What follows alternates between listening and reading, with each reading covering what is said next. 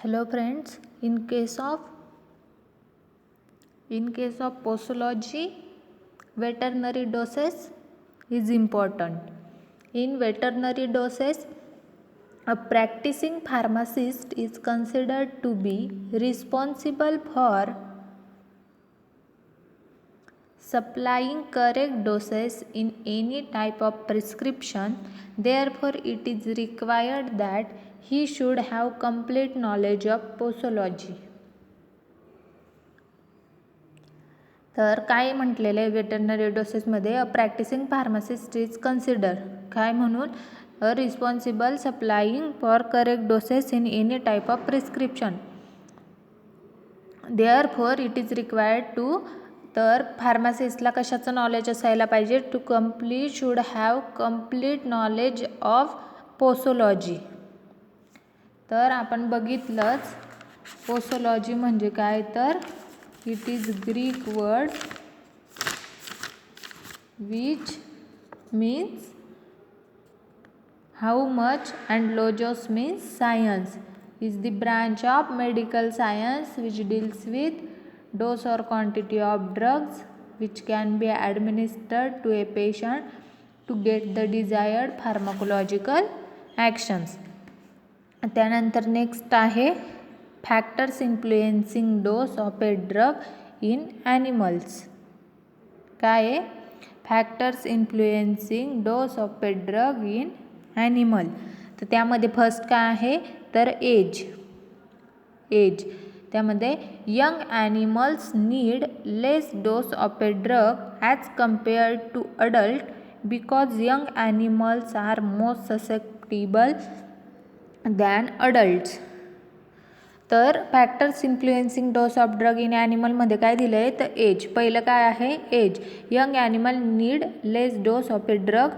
Young ॲनिमलला काय लागतो कमी डोस लागतो as compare to what as compare to adult.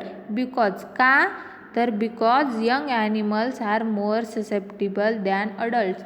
Young animal हे जे असतात ते अडल्ट ॲनिमलपेक्षा जास्त ससेप्टिबल असतात. त्यानंतर सेकंड पॉईंट आहे sex. Sex plays important role while prescribing the dose for an animal. काय आहे sex plays important role in prescribing the dose for an animal. The female may require less dose than the male animals. काय होते male ॲनिमल्सपेक्षा फिमेल्समध्ये less dose requirement असते. Certain drugs are contraindicated in pregnant animals because of hazards of inducing abortion. का तर त्यामध्ये hazards of inducing abortion. Third one is body weight and size. The dose of the drug in case of animals depends on their body weight and size. The size of animals varies according to its breeds. काय म्हटलं आहे the dose of the drug in case of animals depends on their body weight and size. ॲनिमलमध्ये ड्रगचा dose कशावरून ठरवला जातात तर their body weight and size. त्यांचे बॉडी वेट आणि साईजनुसार. The size of animal varies according to its breeds. कशानुसार vary होतो अकॉर्डिंग टू इट्स ब्रीड्स. त्यानंतर टाईम ऑफ ॲडमिनिस्ट्रेशन. मध्ये काय म्हटलं आहे a small dose of a drug may be more effective if given in an empty stomach rather than the same when given after meal. काय म्हटलं आहे time of ॲडमिनिस्ट्रेशनमध्ये a small dose of a drug may be more effective if given in an empty stomach rather than the same when given after meal.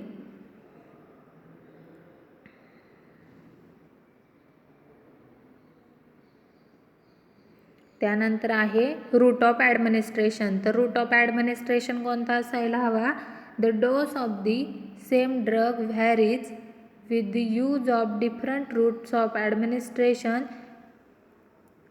काय म्हटलं आहे the dose of same drug varies with the use of different route of administration. ज्या प्रकारचं route of administration असेल त्यानुसार drug vary होणार. मग तो ड्रग कोणत्या प्रकारचा असेल तर इंट्राव्हेनस रूट आहे की ओरल रूट आहे, त्यानुसार तो डोस ड्रगचा व्हॅरी होणार. त्यानंतर एन्व्हायरमेंटल कंडिशन, त्यामध्ये the atmospheric moisture and temperature have a great influence on the tissues of the animals in rainy season. When the climate is quite humid and hot, less dose is required than in winter when climate is cold and when climate is dry and cold. काय म्हटलं environmental कंडिशनमध्ये तर ह्या फॅक्टरमध्ये आहेत atmospheric moisture and temperature have a great influence on the tissue of the animals. तर जेव्हा rainy season असतो, when the climate is quite humid, वातावरणात आर्द्रता असते किंवा हॉट असते, दमट वातावरण असते, less dose is require than in winter. काय होतं, लेस डोस रिक्वायर असतो कशापेक्षा, थंडीपेक्षा. When climate is dry and cold, जेव्हा क्लायमेट हे ड्राय आणि कोल्ड. त्यानंतर हॅबिटमध्ये काय येतं तर an animal which is constantly under the influence of a drug may develop tolerance for that drug. In such animals, the normal dose may fail to produce the required effect. काय आहे, an animal which is constantly under the influence of a drug may develop tolerance for the drug. हॅबिटमध्ये काय होतं तर tolerance increase, tolerance for the drug. आपण जेव्हा एखादी गोष्ट नेहमी घेणार, जेव्हा पण आपण एखादा ड्रग हा रिपीटेडली घेत जाणार त्यावेळेस त्याचा टॉलरन्स तयार होतो. त्यामुळे जी क्वांटिटी असते, ज्या क्वांटिटीमध्ये आपण तो डोस घेत असतो त्याच्यापेक्षा जास्त क्वांटिटी आपल्याला वाढवावं लागते, कारण तर त्याचा टॉलरन्स आपल्यामध्ये तयार झालेला असतो. का तर repeatedly use of constantly under the influence of drug may develop the tolerance for that drug. In such animals the normal dose may fail to produce the require effect. मग त्यामुळे काय होतं, ते रिपीटेडली घेत असल्यामुळे त्या प्राण्यामध्ये त्याचा टॉलरन्स तयार होतो. त्यामुळे आपण जो नॉर्मल डोस त्याला देत असतो तो फेल होतो to produce the required effect. कशासाठी तर जो रिक्वायर्ड इफेक्ट प्रोड्यूस व्हायला पाहिजे तो तिथे प्रोड्यूस होत नाही. त्यानंतर purpose of medication, the dose of drug varies with the purpose for which it is used. For example magnesium sulphate act as purgative in large doses, but in smaller doses it acts as antacid and laxative. काय म्हटलेलं आहे purpose of medication, the dose of drug varies with the purpose for which it is used. Okay, dose कसा varies होतो ड्रगचा तर त्याचा पर्पजनुसार, purpose for which it is use. Example magnesium sulphate acts as purgative in large doses but in smaller doses it acts as antacid and laxative. म्हणजे आपण जसं की dose of drug varies with the purpose for which it is use. आता drug कोणत्या कंडिशनसाठी use होणार आहे त्यानुसार त्याचा डोस चेंज होत असतो आणि त्याचा हेतू काय आहे, म्हणजे कोणत्या ट्रीटमेंटसाठी तो ड्रग यूज करायचा आहे त्यानुसार त्याचं ड्रग व्हॅरी होतो. For example magnesium sulphate act as purgative. Magnesium sulphate काय म्हणून ॲक्ट करतं तर पर्गेटिव्ह. कशामध्ये, इन लार्ज डोसेस. आणि तो जर डोस स्मॉलर डोसेसमध्ये द्यायचा असेल तर it acts as antacid and laxative. तो काय म्हणून ॲक्ट करतो, antacid and laxative. Species. The dose of a drug varies from species to species. The dose of a drug for a cow will be different from horse, sheep, pig, cat, etc. काय, the dose of a drug varies from species to species.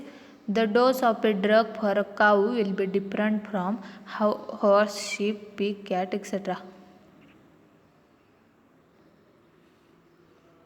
स्पेसिसमध्ये कसा म्हणजे स्पेसिसमध्ये कसा vary होतो drug तर varies from species to species. काय तर dose of drug. The dose of drug from a cow will be different from. तर काऊमध्ये डोस वेगळा असणार, शीपमध्ये वेगळा असणार, हॉर्समध्ये वेगळा असणार, पिगमध्ये वेगळा असणार, कॅटमध्ये वेगळा असणार. म्हणजे ज्या प्रकारचे स्पेसिस असेल जसे जसे स्पेसिस व्हॅरीज होतील तसं तसा डोस ऑफ ड्रग व्हॅरी होणार. मग त्यामध्ये कोणते कोणते येणार, काऊ असेल तर डिफरंट फॉर्म येणार डोस येणार, हॉर्स असेल तर डिफरंट डोस येणार, शीप असेल तर डिफरंट, पिग असेल तर डिफरंट, कॅट असेल तर डिफरंट. तर आपण काय काय बघितलं, वेटरनरी डोसेस नंतर factors influencing of drug in animal, त्याच्यामध्ये 11 पॉईंट बघितले. Age, sex, time of administration, body weight and size, route of administration, habit, त्याच्यानंतर environmental condition, purpose of medicine and species. Thank you.